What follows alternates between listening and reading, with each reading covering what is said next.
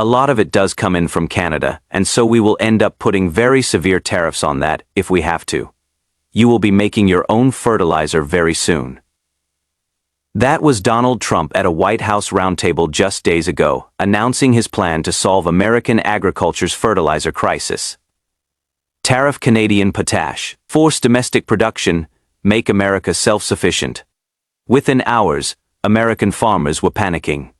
Agriculture industry groups were issuing urgent warnings, and Canadian potash producers were quietly calling alternative buyers in Europe and Asia to discuss redirecting supply. This is the story of how Trump's latest tariff threat exposed the most dangerous vulnerability in American agriculture, how a commodity Americans cannot produce became a weapon pointed at their own farmers, and how the very people Trump claimed to be helping are about to pay a devastating price for economic delusion. But before we dive into this incredible story, if you appreciate in-depth analysis like this, hit that like button and subscribe to stay informed on the stories that truly matter. Tonight, we're showing you why potash was always the wrong target, how American farmers depend on a supply they cannot replace, and what happens when you threaten to cut off the one thing that makes modern agriculture possible.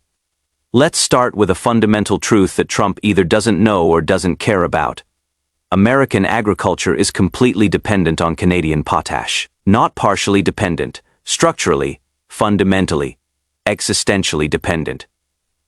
Potash is one of 3 critical nutrients every plant needs to survive. You need nitrogen, phosphate, and potassium, which comes from potash. Without all 3, crops fail, yields collapse, food production stops. The United States uses approximately 5.3 million tons of potash annually. American farmers spread it on corn fields in Iowa, wheat fields in Kansas, potato farms in Idaho. It is essential for moisture retention, disease prevention, and maximizing crop yields. There is no substitute. You either have potash or your crops die.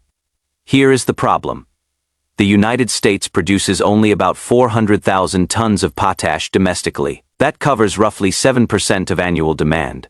The other 93% must be imported, and where does that imported potash come from? 79% comes from Canada, specifically from Saskatchewan, which sits atop the largest high-quality potash deposits in the world and produces about 1/3 of global supply. Canada has 1.1 billion tons of potash reserves. The United States has 220 million tons. Canada produced 21.9 million tons in 2023. America produced 400,000 tons. The numbers aren't close. They're not even in the same universe. American agriculture depends on Canadian potash the way humans depend on oxygen, and Trump just threatened to cut off the supply. This isn't the first time Trump has threatened potash. Earlier this year, he initially included fertilizer in blanket 25% tariffs on Canadian goods. The response was immediate and desperate. Between early January and late February, potash prices jumped from $233 per short ton to $348. Republican lawmakers from farming states flooded the White House with calls. Agriculture Secretary Brooke Rollins personally intervened. Senator Chuck Grassley publicly pressured Trump to exempt fertilizer from tariffs. Trump eventually backed down, reducing the tariff from 25% to 10%. Even that 10% tariff increased costs for struggling farmers. No, just months later, Trump is threatening very severe tariffs. His exact words, which in Trump speak could mean anything from 50% to 200%. This time, he is threatening because he thinks tariffs will somehow force America to produce its own potash and become self-sufficient. It is economic delusion on a scale that would be comical if it weren't about to devastate American agriculture. Here is why that will never happen. First, potash mining depends on naturally occurring deposits. You cannot create potash, you cannot manufacture it in a lab, you can only extract it from underground deposits that took millions of years to form. The United States simply doesn't have sufficient high-quality deposits to meet domestic demand. Saskatchewan has massive, easily accessible potash deposits that make extraction cheap and efficient. American deposits are smaller, lower quality, and more expensive to access. That is not a policy failure, that is geology. Second, building new potash mines takes 10 to 15 years. You need to identify suitable deposits, secure environmental permits, construct massive underground mining operations, build processing facilities, and develop transportation infrastructure. Even if American companies decided tomorrow to invest billions in new potash mines, those mines wouldn't be operational until the late 2030s. What are American farmers supposed to do in the meantime? Not plant crops. Third, the economics don't work. Canadian potash is cheaper to produce because of better geology and established infrastructure. Even with tariffs, American producers couldn't compete on price. Veronica Nye, chief economist at the Fertilizer Institute, put it bluntly: any rise in United States fertilizer output propelled by tariffs would mean producers are being protected from cheaper foreign imports. All of that would raise costs. Translation: Trump's tariff strategy will make American farmers less competitive, not more. When Trump threatens Canadian potash, the assumption is that American farmers have alternatives. They don't. There are only 3 major potash exporters in the world: Canada, Russia, and Belarus. Those 3 countries control the vast majority of global production. So if Trump tariffs Canadian potash, where are farmers supposed to get their supply? Russia, the country America is sanctioning over Ukraine. Belarus, the dictatorship that helped facilitate Russia's invasion of Ukraine. Saskatchewan Premier Scott Moe made this point explicitly: they would have to buy it somewhere else. Namely, Russia would be the option. I think most Americans would agree that we would much rather get our potash from our friends in Canada than from Russia and Belarus. But Trump doesn't care about geopolitics when he is focused on tariffs, so American farmers face a nightmare scenario: either pay dramatically higher prices for Canadian potash, or start buying from authoritarian regimes that use energy exports as geopolitical weapons. Russia and Belarus produce about 37% of the world's potash. If American demand suddenly shifts to Russian suppliers, global prices spike because Russia and Belarus would have newfound leverage over a desperate buyer. Congratulations, Trump, you just handed Putin control over American food production. While Trump threatens tariffs, Canadian potash producers aren't waiting around. They're actively preparing for American markets to become unprofitable. Saskatchewan produces about 1/3 of the world's potash supply. About half goes to the United States. But Canadian producers have been building relationships with alternative buyers since Trump started his tariff threats. Europe is hungry for potash. Asian markets are growing. Latin American agriculture is expanding. All would happily buy from Canadian suppliers if American demand drops. Nutrien, one of Canada's largest potash producers, recently announced plans to build a new $1 billion export facility in Washington state. That facility will allow Canadian potash to reach Asian markets more efficiently, reducing dependence on American buyers. The Saskatchewan Mining Association has been clear: if American tariffs make the United States market unprofitable, Canadian producers will redirect supply to other global markets. They have the capacity. They have the relationships. Premier Scott Moe said it explicitly: I have faith that Saskatchewan potash producers and exporters would be able to find other global markets to backfill lost United States purchases. So here is what will happen if Trump follows through on severe potash tariffs. Canadian producers will sell less to America and more to everyone else. American farmers will face shortages and dramatically higher prices. The global potash market will restructure around non-American demand. The only losers are American farmers, the ones Trump claims to be helping. At the same White House event where Trump threatened potash tariffs, he announced a $12 billion aid package for farmers. This isn't the first time Trump has paid farmers to absorb the costs of his trade policies. During his first term, Trump gave about $23 billion in aid to farmers hurt by his tariff wars.